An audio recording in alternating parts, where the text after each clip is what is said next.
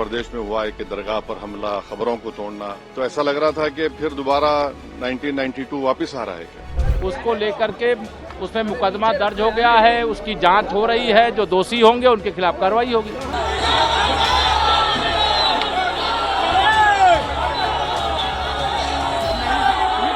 मुसलमानों का एक और धार्मिक स्थल और उसके नीचे मंदिर खोजने की एक और कोशिश। कहानी वही है और दावा भी वही है कि यह मकबरा सदियों पहले एक मंदिर था, उसका रूप बदलकर मकबरा कर दिया गया। आरोप है कि हिंदुत्ववादी संगठनों, भारतीय जनता पार्टी और समाजवादी पार्टी से जुड़े लोग मकबरे पर पहुंच गए, भगवा झंडा फहरा दिया, पुलिस की मौजूदगी में वहां की कब्रों को तोड़ दिया।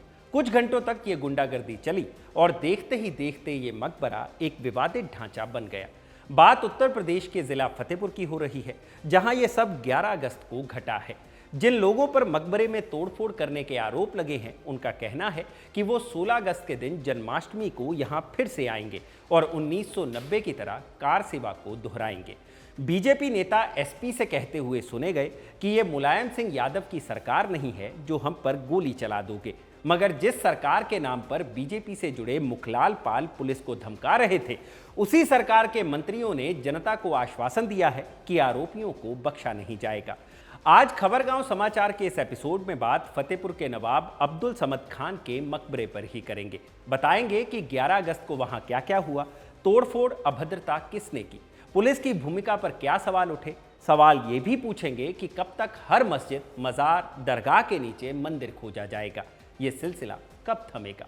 और इतिहासकारों के हवाले से आपको नवाब अब्दुल समद खान के बारे में और उनके मकबरे के बारे में भी बताएंगे। नमस्कार, मैं हूं भूपेंद्र सोनी और आप देख रहे हैं खबरगांव समाचार। क्या वक्फ संशोधन कानून संवैधानिक है? सवाल है जाति जनगणना, जाति कैसे पूछ लिए? कौन रेडिकलाइज हो चुका है? मिट्टी में मिलाने का समय आ गया है।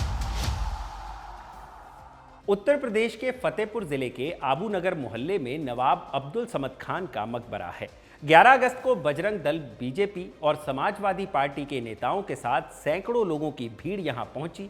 हाथ में लाठी डंडे थे, भगवा झंडे थे, जुबान पर जय श्री राम के नारे थे और मकबरे के खिलाफ गुस्सा था। सैकड़ों लोगों की भीड़ ने मकबरे पर भगवा झंडा फहरा दिया, हनुमान चालीसा का पाठ किया, कब्रों को तोड़ दिया गया। लेकिन सवाल उठता है कि किसके नाम पर? मंदिर के नाम पर। मंदिर और धर्म के बेसिक फंडामेंटल्स यानी शांति और सद्भाव को जाने समझे बिना यह भीड़ दावा करती रही कि यह मकबरा पहले मंदिर था। घटना से ऐन पहले बजरंग दल के धर्मेंद्र सिंह ने क्या कहा था, वो भी सुनिए। पूजा करने जा रहे हैं, पूजा करने जाएंगे 12 बजे। तो यहाँ पर क्यों प्रशासन ने रोक रखा है? क्या प्रशासन का काम है, भीड़ ज्यादा है तो ट्रैफिक की व्यवस्था व्यवस्थित कर रहा है प्रशासन, और प्रशासन हम लोगों को रोक नहीं पाएगा। पूजा करने हमारा अधिकार है, हम हिंदू धर्म में पैदा हुए हैं, पूजा करने का अधिकार लेकर पैदा हुए हैं। हमारे अधिकार से कोई हमको वंचित नहीं कर सकता है, और वो हमारा मंदिर है। उस मंदिर को जो नमूने मकबरा बता रहे हैं, उन नमूनों का इलाज करने के लिए है भीड़ एकत्रित हुई है, उनको समझाने के लिए एकत्रित हुए हैं। हमारे मंदिर को छोड़ दो और हमें रास्ता दो। यदि रास्ता नहीं मिलेगा तो हम ऐसे तूफान है कि रास्ता खुद बनाते हैं। हमको बैरिकेड नहीं रोक पाएगा, डायनामाइट लगा देंगे तभी हो सकता है मौत होने के बाद आदमी रुके। यहाँ 4 कंधे में जाएंगे या तो मंदिर जाएंगे, इसलिए यहाँ इसके अलावा दूसरा कोई विकल्प नहीं हम लोगों के पास। मंदिर में पूजा करेंगे करेंगे करेंगे। इसके बाद वो हुआ जिसे लोग 1992 से जोड़कर देख रहे हैं। जो वीडियोस हैं उनमें एक गुस्साई भीड़ है, उस पर काबू पाने की कोशिश करते पुलिस वाले हैं। मगर वीडियोस ऐसे भी देखने को मिले जिनमें पुलिस की मौजूदगी में ही कब्रों को क्षति पहुंचाई जा रही है। उन्माद से भरी भीड़ के सामने पुलिस अक्सर बेबस ही रहती है, लिहाजा यहां भी बेबस ही रही। इसी बीच दूसरे पक्ष यानी मुस्लिम समुदाय के लोग भी अब्दुल समद खान के मकबरे के पास जमा हो गए और उनकी तरफ से भी पत्थरबाजी शुरू हो गई। पुलिस इस झड़प को रोकने में सफल रही और मामले को जैसे तैसे शांत करवाया गया। मगर ये शांति वैसी ही है जो अदम गोंडवी ने फाइलों में दर्ज गांव के मौसमों के बारे में कहा था कि ये आंकड़े झूठे हैं, ये दावा किताबी है। सांप्रदायिक विवाद के बाद चीजें वैसी नहीं रहती जैसी पहले होती थी। खैर, खबर की बात करते हैं तो इसके बाद पुलिस प्रशासन ने रात को मकबरे में जितना भी नुकसान हुआ था उसे सही करवाया और अब मकबरे को सुरक्षा घेरे में रखा गया है। भाजपा जिला अध्यक्ष मुखलाल पाल ने जिला प्रशासन को ज्ञापन देकर दावा किया था कि मकबरे के स्थान पर 2 शताब्दी पहले ठाकुर जी का मंदिर हुआ करता था। उनका दावा है कि मकबरे के अंदर त्रिशूल और कमल के चिन्ह बने होने के आधार पर यह दावा किया गया है। इस बीच मुखलाल का एक वीडियो सामने आया है जिसमें वो एसपी को धमकाते हुए भी नजर आ रहे हैं। एसपी साहब, आपने कहा था ना कि 7 बजे हम बैठक करेंगे, कहा था कि नहीं कहा था? बताइए। ये मुलायम सिंह की सरकार नहीं है कि आप गोली चलवा दोगे, और आपकी हिम्मत है तो आप गोली चलवा कर देखिएगा। अरे बार बार कह रहा हूँ आपको, घूमते रहते हैं। कल आपने 7 बजे कहा था, क्यों नहीं बुलाया भाई? क्यों नहीं बुलाया आपने? ने स्पष्ट किया है कि 7 बजे आपने मनमानी की है।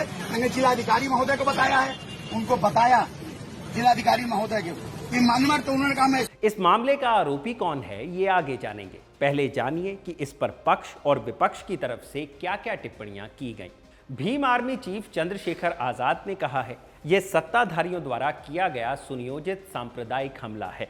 जब संविधान सभी को अपने धर्म का पालन करने का अधिकार देता है, तब सत्ताधारियों द्वारा एक समुदाय के धार्मिक स्थल को तोड़ना लोकतंत्र और सामाजिक सौहार्द के चेहरे पर तमाचा है। भाजपा जिलाध्यक्ष द्वारा इसे मंदिर बताते हुए किया गया ये कृत्य पूजा स्थल विशेष उपबंध अधिनियम 1991 का खुला उल्लंघन है। यह अधिनियम स्पष्ट करता है कि 15 अगस्त 1947 को किसी धार्मिक स्थल का जो रूप था उसे बदला नहीं जा सकता और किसी भी धार्मिक स्थल को एक धर्म से दूसरे धर्म में परिवर्तित करना प्रतिबंधित है। बसपा सुप्रीमो मायावती ने लिखा, यूपी के जिला फतेहपुर में मकबरा व मंदिर होने को लेकर चल रहे विवाद बवाल पर सरकार को किसी भी समुदाय को ऐसा कोई भी कदम नहीं उठाने देना चाहिए जिससे वहां सांप्रदायिक तनाव पैदा हो जाए तथा आपसी भाईचारा व सद्भाव भी बिगड़े। सरकार इस मामले को जरूर गंभीरता से ले तथा जरूरत पड़ने पर सख्त कदम भी उठाए। असदुद्दीन ओवैसी और यूपी के डिप्टी सीएम केशव प्रसाद मौर्य ने क्या कहा वो भी जान लीजिए। ये तो एक हेटरेट का माहौल पूरे देश में बीजेपी ने जो बनाया है और खास तौर से उत्तर प्रदेश में तो उनको खुली छूट दी गई है कि जो कोई भी मुसलमानों से रिलेटेड हिस्टोरिकल, कल्चरल, रिलीजियस जगह होगी उस पर आप किसी भी किस्म से आप उस पर हमला कर सकते, कानून को अपने हाथ में ले सकते और उत्तर प्रदेश की सरकार आंखें बंद कर लेगी, कानें बंद कर लेगी। पुलिस की मौजूदगी में जाकर खबरों को तोड़ा जा रहा है, बेहुरमती की जा रही है, दरगाह के अंदर जाया जा रहा है और पुलिस कुछ नहीं कर रही है। अगर वही लोग मुसलमान समाज के होते तो क्या होता? आप खुद सोचिए। तो कानून का इस्तेमाल जो है ना, मजहब को देखकर, पॉलिटिकल आइडियोलॉजी को देखकर इस्तेमाल किया जा रहा है, तो जाहिर है तो ये तो एक बेहतरीन मिसाल है मुसलमानों से हेटरेट की और उनको अप्रेस करने की जो उत्तर प्रदेश में हुआ है कि दरगाह पर हमला, खबरों को तोड़ना। तो ऐसा लग रहा था कि फिर दोबारा 1992 वापस आ रहा है क्या? फतेहपुर की घटना को लेकर के जो भी हुआ है उसको लेकर के उसमें मुकदमा दर्ज हो गया है, उसकी जांच हो रही है, जो दोषी होंगे उनके खिलाफ कार्रवाई होगी। ये मामला उत्तर प्रदेश विधानसभा में तो उठा ही, साथ ही सपा प्रमुख अखिलेश यादव ने सोशल मीडिया प्लेटफॉर्म एक्स पर पोस्ट कर भाजपा पर भी निशाना साधा। अखिलेश ने लिखा, फतेहपुर में घटी घटना तेजी से खत्म होती भाजपा की निशानी है। जब जब भाजपा और उनके संगी साथियों की पोल खुलने लगती है तब तब सौहार्द बिगाड़ने की साजिश की जाती है। जनता अब इस भाजपाई चाल को समझ गई है। अब ऐसी करतूतों में जनता ना तो अटकेगी और ना ही इन घटनाओं से भटकेगी। देखना यह है कि इस घटना के दोषियों की शिनाख्त लखनऊ के ड्रोन करेंगे या दिल्ली वालों के ड्रोन। सामाजिक एकता जिंदाबाद। हालांकि अपनी इस पोस्ट में अखिलेश यादव सपा नेता पप्पू चौहान की भूमिका पर चुप्पी साध गए। अब आते हैं उस सवाल पर कि इस मामले का आरोपी आखिर है कौन। खबरों के अनुसार इस मामले में पुलिस ने एफआईआर दर्ज की है। यही जानकारी उत्तर प्रदेश की विधानसभा में वित्त मंत्री सुरेश खन्ना ने भी दी थी। सुरेश खन्ना जब आरोपियों के नाम पढ़ रहे थे तो उनके बगल में बैठे उत्तर प्रदेश के सीएम योगी आदित्यनाथ ने उन्हें धारा बताने को कहा। इसके बाद उन्होंने धाराएं गिनवाई। लेकिन हम आपको आरोपियों के नाम यहां बता रहे हैं।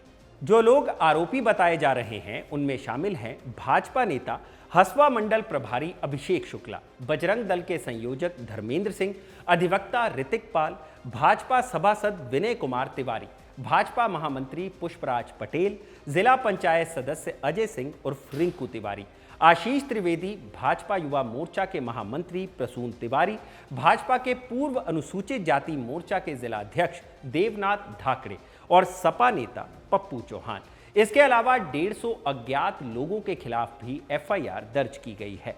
आज तक में छपी खबर के अनुसार हिंदू संगठन के लोग भाजपा जिला अध्यक्ष मुखलाल सिंह की अगुवाई में मकबरे में पूजा करने के लिए पहुंचे थे। आज तक से बात करते हुए भी भाजपा जिला अध्यक्ष ने माना कि उनकी अगुवाई में ही हिंदू संगठनों ने मकबरे में घुसकर पूजा की थी, लेकिन भाजपा जिला अध्यक्ष का एफआईआर में नाम नहीं है। मकबरे में घुसकर पूजा करने में हिंदू महासभा के प्रदेश उपाध्यक्ष मनोज त्रिवेदी भी थे।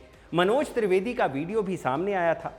आज तक से बातचीत में भी मनोज त्रिवेदी ने कहा वो गए थे और उन्होंने पूजा भी की थी, लेकिन मनोज त्रिवेदी का नाम भी एफआईआर में दर्ज नहीं है। उन्होंने कहा कि ये मकबरा नहीं, हमारे ठाकुर जी का मंदिर है। जिस सपा नेता पप्पू चौहान का नाम एफआईआर में दर्ज है, उसे समाजवादी पार्टी ने पार्टी विरोधी गतिविधियों में शामिल होने के चलते पार्टी से निकाल दिया। तो पप्पू चौहान ने एक बयान जारी करके कह दिया कि सपा सिर्फ मुसलमानों के लिए काम करती है। उन्होंने कहा कि वो हिंदू हैं, सनातन के लिए काम करेंगे। आरएसएस चीफ मोहन भागवत ने जब कहा था कि हर मस्जिद के नीचे मंदिर खोजना उचित नहीं है, तब कई हिंदू संत उनके बयान के विरोध में उतर आए थे। रामभद्राचार्य ने कहा था हिंदू धर्म की व्यवस्था के लिए वो ठेकेदार नहीं है। हिंदू धर्म की व्यवस्था हिंदू धर्म के आचार्यों के हाथ में है, उनके हाथ में नहीं है। वो किसी एक संगठन के प्रमुख बन सकते हैं, हमारे नहीं है। संपूर्ण भारत के वो प्रतिनिधि नहीं है। यानी अयोध्या के राम मंदिर विवाद के बाद से जिस मसले को खत्म हो जाना चाहिए था, वो थमने का नाम नहीं ले रहा है। याद कीजिए 2024 के नवंबर को जब संभल की शाही जामा मस्जिद में एक सर्वे के दौरान विरोध प्रदर्शन और हिंसा हुई थी। उस दौरान 4 लोगों की मौत हो गई थी। तब जाकर फैसला आया कि यथास्थिति बनाई रखी जाए। वापस चलते हैं फतेहपुर के नवाब अब्दुल समद खान के मकबरे पर। 1906 में एचआर नेविल ने फतेहपुर गैजेटियर पब्लिश किया था, जिसे आप अपनी स्क्रीन पर देख सकते हैं। इस गैजेट के पेज नंबर 199 पर नवाब अब्दुल समद खान का जिक्र है, और जिक्र है उस मकबरे का जो अबू नगर मोहल्ले में है, जहां 11 अगस्त को तोड़फोड़ की गई। इस गैजेट में लिखा है कि फतेहपुर में इस मकबरे के सिवा और कोई ऐतिहासिक स्ट्रक्चर मौजूद नहीं है, और ये मकबरा नवाब अब्दुल समद खान का है। अब्दुल समद खान औरंगजेब के दौर में बुंदेलखंड के पैलानी के फौजदार रहे थे। इसी गजट में आगे लिखा है कि मकबरे में मौजूद साक्ष्यों से पता चलता है कि अब्दुल समद खान की मौत 1699 में हुई थी। मगर सवाल ये है कि क्या ये मकबरा पहले मंदिर था? खबरों के अनुसार मुस्लिम पक्ष का दावा है कि नवाब अब्दुल समद खान का मकबरा कोई आज का नहीं, करीब 200 साल पुराना है। सरकारी दस्तावेजों में ये जमीन 753 नंबर खतौने में दर्ज है। वहीं हिंदू पक्ष ने इसे ठाकुर जी का करीब 1000 साल पुराना मंदिर बताया है। इस पर और जानकारी के लिए हमने अलीगढ़ मुस्लिम यूनिवर्सिटी में इतिहास के प्रोफेसर नदीम रिजवी से बात की है। उन्होंने क्या बताया वो भी सुनिए। फतेहपुर शहर में एक इलाका है आबू नगर, जहां के ऊपर ये जो मकबरा है ये स्थित है। और अगर आप इसके बारे में ना भी पढ़ें ना भी जानें, और अगर थोड़ी बहुत भी आपको आर्किटेक्चर की जो कला है बिल्डिंगों को बनाने की, उसके बारे में अगर जरा सा भी मालूम हो, तो आप ये देख सकते हैं कि वो एक्चुअली बिल्डिंग वो थी क्या या है क्या। वो सीधी सीधी एक late 17th early 18th century का एक मुगल स्ट्रक्चर है। आज भी उसमें जितना भी तोड़फोड़ की गई हो, लेकिन वो पूरा स्ट्रक्चर बाकी है, और जाके देखा जा सकता है कि जिसमें कहीं के ऊपर भी कोई ऐसा कोई निशान नहीं है कि कभी इसको बदला गया हो, तब्दील किया गया। फतेहपुर की घटना के साथ एक बार फिर से पूजा स्थल कानून का जिक्र छिड़ गया है। प्लेसेस ऑफ वर्शिप एक्ट 1991 जो ये कहता है कि 15 अगस्त 1947 से पहले भारत में जिस भी धर्म का जो पूजा स्थल था, उसे किसी दूसरे धर्म के पूजा स्थल में बदला नहीं जा सकता। अगर कोई ऐसा करने का प्रयास करता है तो उसे 3 साल तक की जेल और जुर्माना भी हो सकता है। इस कानून में यह भी प्रावधान है कि दूसरे धर्म के कब्जे के सबूत मिलने पर भी कोई कार्रवाई नहीं की जा सकती है। हालांकि अयोध्या में राम मंदिर के मामले को इस एक्ट के दायरे से बाहर रखा गया था। राम मंदिर मामले को इस कानून के दायरे से बाहर रखने के लिए दलील दी गई थी कि यह मामला ब्रिटिश शासनकाल से कोर्ट में था, इसलिए राम मंदिर पर कोर्ट के फैसले में यह कानून आड़े नहीं आ सकता। अयोध्या विवाद पर फैसला देते हुए सुप्रीम कोर्ट ने खुद टिप्पणी की थी कि पुराने विवादों को उठाने और नए संघर्षों को जन्म देने के लिए इतिहास की परतों को खोलना ठीक नहीं है। लेकिन आप और हम जानते ही हैं कि उत्तर प्रदेश में अयोध्या के बाद और भी कई अयोध्या मौजूद हैं, बल्कि दिन ब दिन बढ़ रहे हैं। फतेहपुर के अलावा मथुरा का कृष्ण जन्मभूमि शाही ईदगाह मस्जिद का विवाद है, वाराणसी का ज्ञानवापी मस्जिद विवाद भी चल रहा है। इसके साथ ही संभल की शाही जामा मस्जिद का विवाद भी चल रहा है। यही नहीं, हिंदुत्ववादी संगठनों ने तो अजमेर शरीफ दरगाह पर भी दावे ठोक दिए हैं। सिर्फ अजमेर ही नहीं, कुतुब मीनार और ताजमहल के मंदिर होने के दावे भी आए दिन होते ही रहते हैं। हम इन्हें फ्रिंज एलिमेंट मानकर इग्नोर कर सकते हैं, लेकिन क्या गारंटी है कि कल को फतेहपुर के मकबरे की तरह किसी और मॉन्यूमेंट पर तोड़फोड़ नहीं होगी। एक पहलू यह भी है कि फतेहपुर की घटना अचानक नहीं हुई है। खबरों के अनुसार 6 अगस्त को मठ मंदिर संघर्ष समिति ने डीएम को ज्ञापन देकर यहां पर सौंदर्यीकरण, नवीनीकरण और विस्तारीकरण करने की अनुमति मांगी थी। इसके बाद 9 अगस्त को राष्ट्रीय उलेमा काउंसिल के महासचिव तलहा आमिर ने डीएम को खत लिखा था और मठ मंदिर संघर्ष समिति के मंदिर के दावे पर विरोध भी जताया था, जिसके बाद 10 अगस्त को लोकल नेताओं ने मकबरे में पहुंचकर पूजा अर्चना करने का आह्वान भी किया था। फतेहपुर के मामले में उत्तर प्रदेश सरकार ने जो कार्रवाई की है वो त्वरित है और जरूरी भी, मगर साथ ही सोशल मीडिया पर आ रहे वीडियोस में हिंदुत्ववादी दलों के नेता 16 अगस्त की जन्माष्टमी पर भी फिर से नवाब अब्दुल समद खान के मकबरे पर जाने की बात कर रहे हैं और कह रहे हैं कि वो 1990 की कार सेवा को फिर से दोहराएंगे। ऐसे में उम्मीद यही है कि सरकार और प्रशासन इस बार तेजी दिखाते हुए कोई विवाद होने से पहले ही इसे रोक लेंगे। आज के इस खबरगांव समाचार में बस इतना ही। इस पूरे विवाद पर आपका क्या कहना है, हमें कमेंट सेक्शन में ज़रूर बताइएगा। आज का खबरगांव समाचार लिखा था मेरे साथी सत्यम और आकाश ने, और इसे कैमरा के पीछे रिकॉर्ड किया है अभिषेक ने। आप देख रहे हैं खबरगांव। शुक्रिया।